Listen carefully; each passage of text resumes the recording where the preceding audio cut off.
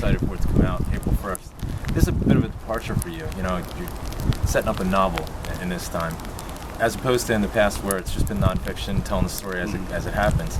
How important was the main protagonist in this story? Yeah, I mean, the first thing everybody thinks when you do a novel and you have a sort of, you know, a protagonist that's similar to yourself is, oh, it must be you. But this character is basically someone who's made up about 4 or 5 different people that I knew from that kind of era and amalgamated into one. People will see that, you know, when they read it, that it's not me, you know. And I'm actually in the book at a later date to even further that. So, you know, it's important to develop him as much as you can and let the reader know as much about him as possible, you know, so that they can hopefully empathise, and then as we get into the book, sympathise with him, you know. Yeah, no question. I mean, yeah, especially from the light of the fact that if you don't have any background into football at all, or especially the environment it's gotten over the past 3 decades, did it ever enter your mind while you were writing, you know, that someone from the other side of the world who has no concept of what everybody was going through during that time period, and making it so that they can get encapsulated into the protagonist and identify with them and really get enrolled in a way that maybe they wouldn't have been able to in some of your previous works? Yeah, I mean, what's happened since the last book is more different types of people have been reading the stuff. So, you know, people that I've met recently will be saying, oh, well, I'm really into football, so I never really read the football stuff and stuff. I say, alright, fine. I mean, this is, although there's a huge Celtic backdrop to this story and the concept of the novel, it's primarily a novel about a guy who's 20-year-old and he's looking for life, love and happiness, and he's kind of getting confused by it all and stuff because different things are happening, and a subtext of that is it's just happened his football team's kind of disintegrating as well, and so as it moves through the chapters, the kind of story starts to come intertwined.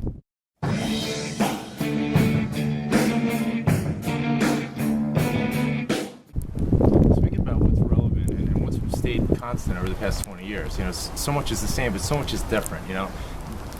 Today's technology, you know, you can communicate from all corners of the globe instantly. And that's something that wasn't present 20 years ago during the time frame that you're describing in this novel. Take us through how important that was, because you do such a great job of painting the picture of specific details of the process that was going on. You didn't have smartphones, you didn't have, you know, the Twitter and the Facebook and things, you know, and some of the inconveniences that were present then we can't even identify with today. Like, how do we live without it? But how important was that aspect in this? Yeah, it's very important, because I think if I'm reading a novel, you need to be kept in the time that it's meant to be in, and so you have to keep coming up with stuff that would only have happened then and would never happen now. For example, one of the kind of running themes through the book is he has a pen pal. Now, who has a pen pal now? Nobody writes letters to anybody. It's all email, tweets, things like that, and it's all shortened down as well. You know, it's like nobody writes a 10-page letter to somebody saying, oh, on this day I've done this, and this day I've done that. So that's a constant through it, because it kind of does tie in with the story. Similarly, you know, one of my big bugbears in life now is people being late. Nobody was late back then, because you never had the excuse of the text message to be like, I'm running 15 minutes late. Right. You just had to be there. If you wanted to, you'd be standing there for a few minutes going, what the hell are they? And then you'd leave, and that would be it. And that, unfortunately, modern technology is giving people the excuse to be like, you know, I can't be bothered doing this. I'll just text them and say, oh, my gran's died again, you know. And that didn't happen then. People, if you wanted to confirm something with somebody, you had to pick up the phone and phone them, and if you didn't get them then, you think, oh, maybe there's something wrong with their phone, you have to go to their house. Yeah. Now, the notion of that, you going to a house and confirming with somebody that you were going to go for a beer, you know, is ludicrous now, but back then we'd done it all the time.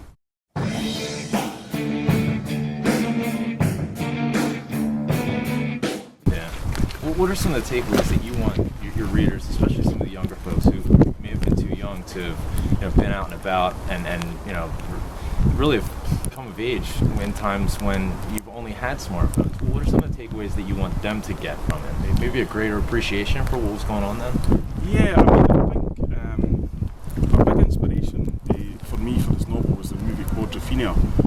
You know, and that's about a guy who thinks being a mod is be all and end all, and you know, this is a life and all that kind of thing. And then bit by bit he starts to see the kind of fractures in it, and you know, some of the bullshit that's put him through, and it's all just like a passing phase and stuff like that, and he doesn't quite get it. With this, it's different. You know, Celtic's not a passing phase, it's there constant. And so I've tried to show in the book that when this guy was having success with women, no success with women, things like that, Celtic was always there, the constant was always there. And Celtic's never been a passing phase for anybody that loves Celtic, you know. And so it's to put in the context is, you know, we stand here after seeing, you know, a huge Champions League game last night, that wasn't always the case. You had to choose your victories. And throughout the book, you'll see, because of the time period in 1994, that our rampant Rangers are kind of running all over the top of us. But in the midst of that, and as it happened at the time in real life, there are Celtic supporters out there who had small victories against them. And I've tried to show some of the small victories and tried to show how much it was hurt, and the manifestation that what if this never ends? What if it's just like this forever? Yeah. You know, and you know, the last chapter's all about that you know, whatever you think in life, no matter how bad things are, mentally, physically, poverty-wise, whatever you want to call it, nothing lasts forever.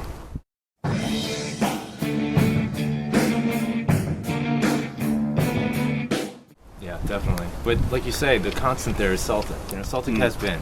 Celtic was throughout, even, you know, what we could refer to as the Dark Ages, and it is now. It's not going anywhere. Yeah. You know, we've proven that through, you know, harsh times and difficulty, and we've really embraced over the past few years, as you've documented in some of your pieces, that, you know, technology has really embraced and empowered the Celtic support. How do you imagine, you know, because Celtic's constant, but technology is always changing and it's always developing. How do you imagine, you know, with the development and the furthering of technology, how is that going to continue to change the relationship of the supporters with the club itself? Well, I think as we've seen last summer, you had the kind of SPL spring when people just reacted against the possibility of Sevco being parachuted straight into the SPL. I mean, that was done because fans were able to unite really quickly throughout the world, and as a united voice say, no, we're not having this.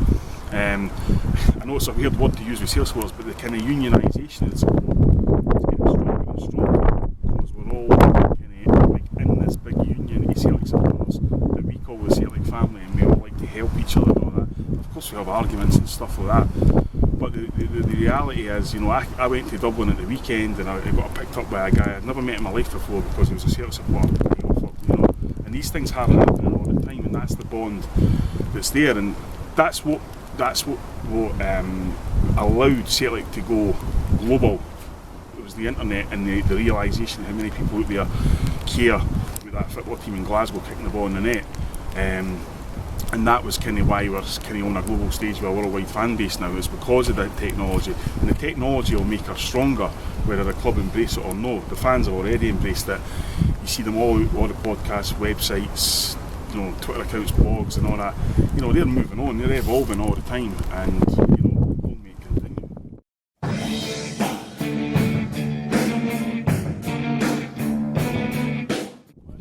So you have the book launch coming up in just a couple of months. Yeah. What's your expectations with this? The past couple of book launches have been, you know, just rave reviews and just so much energy around it. Yeah, it's with the book launches, it's kind of like, you know, best laid plans and all that. You know, you can say we've got to do this, this and this, but if it's like Kilmarnock last year, 100 people turn up drunk, let's party, we've just won the league 6-0, it's like you can't say, oh no, actually we want to do this, you know, just get on with it. This one, I'm trying to make it more intimate, and I don't know what that interpreted is. Oh, that means you can't come and you can't come. It doesn't mean like that at all. What it means is I'm going to try and get a bit more personal in terms of what this book's about, why I wrote it, who inspired it, and, you know, I'll also do a reading from it, which I've never done before, and I've been practicing that for about a month now to try and get not so much off book, but just kind of like, you know, when I'm ready to do it, because it's quite a hard thing to do, like, you know, it's a lot harder, I think, than just doing a speech or whatever. So normally what I would do at a book launch would be go up and kind of rant and rave and say, like, do a wee speech, take questions. This time I'll be doing a reading, I'll be talking at length about the people that inspire me, the time.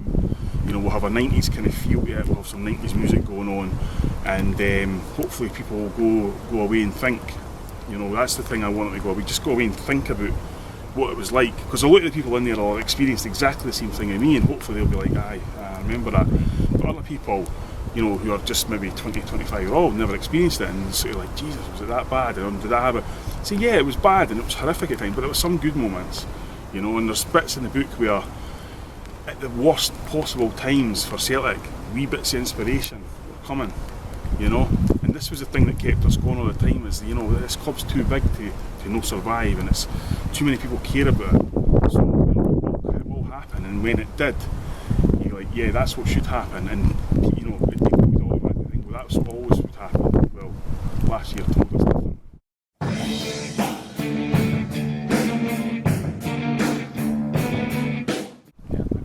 I think that's really the power that you have in your writing, is that there's so much cynicism, like you just referenced, about the arguments back and forth between opinions, and it should be this way or that way. But when it comes down to it, it's just the passion that each supporter has for the club, and that's what you so eloquently encapsulate with your writing. I think this is just another evolution, going from strength to strength, going into this novel format where your readers can see the passion, the connection that you have with the club, and help them embrace their connection as well, and reinforce that. Yeah, I mean, I think if people are buying your book, I don't know why you just keep reading the same book over and over again, because I think that it's just cheating the reader. Now, it's easier said than done just to say, all right, I'll write something different, say, oh, well, I'll give it a try.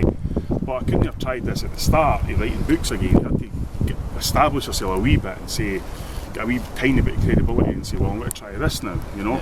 And hopefully people, when they step back and look at the novel, will see it's kind of the same, style's kind of the same, but there's just maybe a subliminal message in it all. And that's what I said. I want people to look at it and think about it and think, oh right, I see what he means there, kind of thing. That's the kind of level that I'm aiming for. Whether I achieve that or not is down to the reader. And with the feedback you get now being instant, you'll know instantly. It's people getting Kindles at Christmas, and then buy the book, and then on Christmas night they're saying, oh, I really like this, or that was pish, and you're thinking, Christ, you never think you get critiqued on Christmas Day, but the world we live in, that's what happens. Yeah. But I'm absolutely buzzing. I can't wait to get it and read it, and just get encapsulated into this character, because for me personally, I wasn't there, but it's another level, like you said, to try and identify and get into the person, to bring a bit more color around the facts of what was taking place. So all the best with it. I'm really looking forward to it, and it's just a huge success. Thank you. The other ones. Thank you.